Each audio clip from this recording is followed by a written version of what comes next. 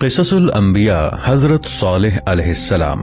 محترم ناظرین، عام طور پر انسان جب خدا کے بارے میں سوچتا ہے تو سمجھتا ہے کہ وہ بھی انسانوں کی طرح اپنے فیصلے صادر کرتا ہوگا، کیونکہ انسان جب دیکھتا ہے کہ اپنے ہی جیسے انسانوں میں کسی صاحب اقتدار و اختیار کو چیلنج کیا جاتا ہے یا اس کے حکم سے سرتابی کی جاتی ہے تو وہ فوراً نافرمانوں پر سزا کا کوڑا برسا دیتا ہے۔ اگر ایسا نہ کرے تو کمزور سمجھا جاتا ہے اور بالآخر اس کا اقتدار ختم ہو جاتا ہے۔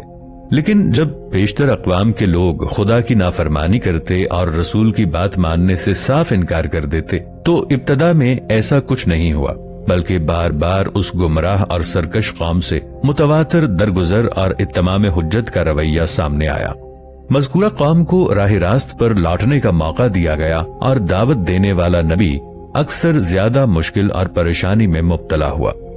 اس لیے اس قوم نے اپنے نبی کی حکم عدولی کی اور نصیحت بھری شائستہ گفتاری سے یہ باور کر لیا کہ کوئی عذاب آنے والا نہیں، کوئی سزا ملنے والی نہیں، یہ صرف ڈراوے اور دھمکیاں ہیں جو ہمیں دی جا رہی ہیں۔ نافرمان اور سرکش اور خودسر اقوام کی مذکورہ کیفیت آپ انبیاء کرام کے واقعات پر مشتمل گزشتہ ویڈیوز میں ملاحظہ فرما چکے ہیں۔ آج واقعہ حضرت صالح علیہ السلام اور قوم سمود کی یہ دوسری قسط پیش کی جا رہی ہے۔ دوستو، طلحہ فلمز میں آپ سب کو خوش آمدید۔ آپ دیکھ رہے ہیں طلحہ فلمز کے سلسلہ قصص الانبیاء کی یہ 30ویں قسط۔ حضرت صالح علیہ السلام سام بن نوح کی اولاد میں سے اور قوم سمود کے پیغمبر تھے۔ قرآن میں حضرت نوح علیہ السلام اور حضرت ہود علیہ السلام کے بعد ان کا تذکرہ ہوا ہے۔ حضرت صالح علیہ السلام عرب انبیاء میں سے تیسرے نبی ہیں جن کا تذکرہ قرآن کی مختلف صورتوں میں ہوا ہے، لیکن توریت میں ان کے نام کا ذکر نہیں ہے۔ ایک روایت کے مطابق صالح علیہ السلام کی عمر 280 سال تھی اور نجف کے وادی السلام قبرستان میں دفن ہوئے ہیں۔ تاریخی منابع کے مطابق آپ 16 سال کی عمر میں منصب نبوت پر مبعوث ہوئے اور 120 سال کی عمر تک اپنی قوم کو توحید کی دعوت دی، لیکن ان کی دعوت کی طرف کسی نے توجہ نہیں کی اور ان کی اونٹنی کو، وہ اونٹنی جسے صالح علیہ السلام نے معجزے کے طور پر پہاڑ سے باہر نکالا تھا، مار ڈالا۔ آپ علیہ السلام نے اپنی قوم کو راہ راست پر لانے کے لیے طرح طرح سے سمجھایا، لیکن انہوں نے آپ کی ایک نہ سنی۔ حتیٰ کہ ان گمراہ لوگوں کو قائل کرنے کے لیے یہ طریقہ بھی آزما دیکھا کہ صالح علیہ السلام ان سے کہتے ہیں، میں تمہارے خداؤں سے ایک درخواست کرتا ہوں اور تم لوگ میرے خدا سے ایک درخواست کرو تاکہ حقیقت واضح ہو جائے۔ چنانچہ ان لوگوں کی موجودگی میں جناب صالح علیہ السلام بتوں سے ایک درخواست، لیکن اس کی وضاحت نہیں ملی، ایک درخواست کرتے ہیں لیکن کوئی جواب نہیں ملتا۔ اس کے مقابلے میں جب بت پرستوں نے جناب صالح علیہ السلام سے کہا کہ اپنے خدا سے درخواست کریں کہ اس پہاڑ کے اندر سے ایک اونٹنی باہر لے آئے، اور حضرت صالح علیہ السلام کی طرف سے رب تعالیٰ کے حضور عرض کرنے پر ایسا ہو جاتا ہے۔ یہ ساری تفصیل آیات قرآنی کی صورت میں آپ گزشتہ ویڈیو میں ملاحظہ کر چکے ہیں۔ قرآن جناب صالح علیہ السلام کو قوم سمود کے پیغمبر کے طور پر متعارف کرتا ہے، جس کی مخالفت کی وجہ سے ان کی قوم پر عذاب نازل ہوا۔ حضرت صالح علیہ السلام قوم سمود سے ہیں جو قوم عاد کے بعد آئے، اور وہ یمن کے عربوں میں سے تھے۔ بعض تفاسیر کے مطابق قوم سمود نے پرستش کے لیے 70 بت بنا رکھے تھے۔ قوم کے مورث اعلیٰ کا نام سمود تھا۔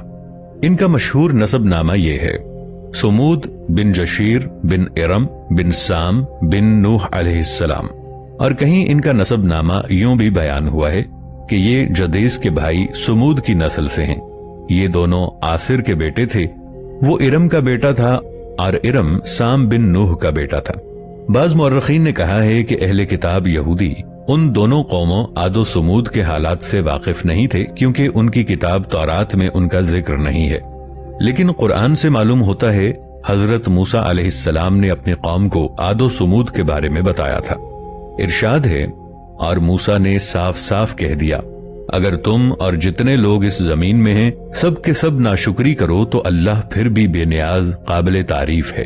کیا تم لوگوں کو ان کی خبر نہیں پہنچی جو تم سے پہلے تھے، قوم نوح اور عاد اور سمود اور جو ان کے بعد تھے، جن کا علم اللہ کے سوا کسی کو نہیں، جن کے پاس پیغمبر معجزے لے کر آئے۔ سورہ ابراہیم آیت 8 اور 9۔ یہ وہ زمانہ تھا جب عرب میں قوم سمود کا ڈنکا بجتا تھا۔ یہ لوگ زیادہ تر کھیتی باڑی کرتے تھے۔ اللہ تعالیٰ نے ان کی زمین کو بڑی زرخیزی عطا کی تھی۔ وہاں کی مٹی میں بڑی طاقت تھی، فصل خوب ہوتی، پانی بھی بہت تھا، لوگوں نے کنویں کھود رکھے تھے۔ دراصل یہ اپنے وقت کے بہترین انجینئر تھے۔ ان کے محلات، قلعے اور مکان ان کے ہنر کا منہ بولتا ثبوت تھے۔ میدانوں میں بڑے بڑے محل تو ہر زمانے میں بنائے جاتے ہیں، لیکن قوم سمود کا حیران کن ہنر پہاڑ تراشنا تھا۔ کہتے ہیں اس زمانے میں لوگ طویل العمر ہوتے تھے کہ مٹی سے گھر بناتے تو ان کی زندگی ہی میں وہ گھر گر جاتے، اس لیے ان لوگوں نے پہاڑ تراش کر گھر بنانے شروع کر دیے جو نہایت مضبوطی کے باعث نسلوں تک قائم رہتے۔ یہ لوگ کسی مناسب پہاڑ کا انتخاب کرتے، پھر اسے تراشنا شروع کر دیتے، یہاں تک کہ پہاڑ میں مکان بنا ڈالتے۔ یہ مکان غار نما ہرگز نہیں تھے، بلکہ ان میں ہوا اور روشنی کا مناسب انتظام ہوتا۔ پہاڑ میں تعمیر ہونے کی وجہ سے یہ بہت دیر پا ہوتے تھے۔ انہی خوبیوں کی وجہ سے پورے علاقے میں ان کی سرزمین جتنا خوشحال اور طاقتور ملک کسی کا نہیں تھا۔ یہ خوشحالی اور طاقت ہی کا گھمنڈ تھا جس نے انہیں مغرور اور ظالم بنا دیا۔ ارد گرد کی بستیوں پر ظلم کرنا ان کے لیے ایک کھیل کا درجہ رکھتا تھا۔ خدا کی بخشی ہوئی نعمتوں کی وجہ سے سمود کے لوگ عیش کی زندگی بسر کر رہے تھے اور اپنے نبی اور رسول حضرت ہود علیہ السلام کی تعلیمات کو بھلا چکے تھے اور ایک بار پھر بت پرستی کی طرف مائل ہو گئے تھے۔ انہی حالات میں ایک نوجوان کا چرچا ہوا۔